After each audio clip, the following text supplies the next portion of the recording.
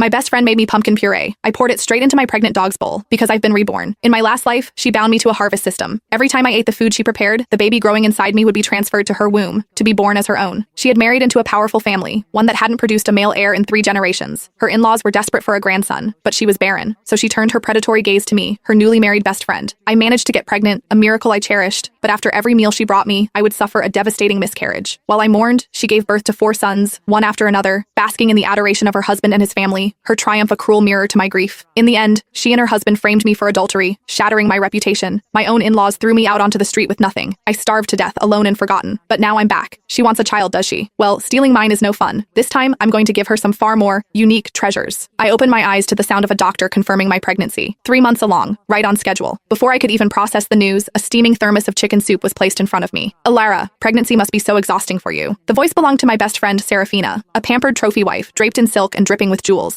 I knew something was up when you lost your appetite, she chirped, her smile never quite reaching her eyes. Here, I made this soup just for you. It's delicious. Go on, have a taste. I met her gaze, my jaw tight, and made no move to take the bowl. A sharp sigh came from my other side. It was my mother-in-law, rolling her eyes. Alara, what are you waiting for? Drink it. Don't be so ungrateful. Sarah is so good to you, always thinking of you. A nearby nurse chimed in. She's right. If I'd married into a family like that, I'd have forgotten all my old friends. Serafina has a heart of gold. I heard she even made that pumpkin puree by hand. A friendship like that is so rare these days. She's as beautiful as she is kind. Her children will be just as wonderful, I'm sure. Serafina offered them a gracious, practiced smile before turning back to me, ladling a bowl of the glistening soup and holding it to my lips as if I were a child. Drink it while it's hot. I was up at 4 this morning, simmering it for 8 whole hours. If you don't like it, I can make you a squab broth instead. A cold wave of memory washed over me. In my past life, the joy of learning I was pregnant had been fleeting. I drank her soup, and by that night, I was cramping, bleeding, losing my child. My husband took me for every test imaginable, but the results were always the same. My body was perfectly healthy. There was no medical reason for the miscarriages, and that was only the beginning. I conceived 3 more times. I lost them all. Each time, the doctors were baffled. No gynecological issues, no identifiable cause. I nearly went mad trying to understand why. Why couldn't I hold on to my precious babies? It was my mother-in-law who found the answer, watching our home security footage. She saw me, or a version of me, leaping around the house, jumping on furniture, even punching my own stomach, as if desperate to destroy the life inside me. But it wasn't me. I swear it wasn't. I was always so careful, treating my body like a fragile temple. I guarded my diet, my every move. I would never have done those things. I pleaded. I swore I was innocent, but my husband and his parents were convinced I'd lost my mind. They had me committed. The doctors diagnosed me with schizophrenia. Then, to seal my fate, a strange man appeared, claiming we were lovers. He told everyone the reason I'd killed my 4 unborn children was because I refused to give my husband an heir, saving myself for him alone. I was cast out, divorced, and stripped of every penny and piece of identification I owned. I died under a freeway overpass. My last sensation, the gnawing emptiness in my stomach. Only when my soul drifted free did I see the truth. It was all Serafina and the harvest system she had bound to me. The memory was so vivid it left a bitter taste in my mouth. I turned my head, gently pushing the bowl away.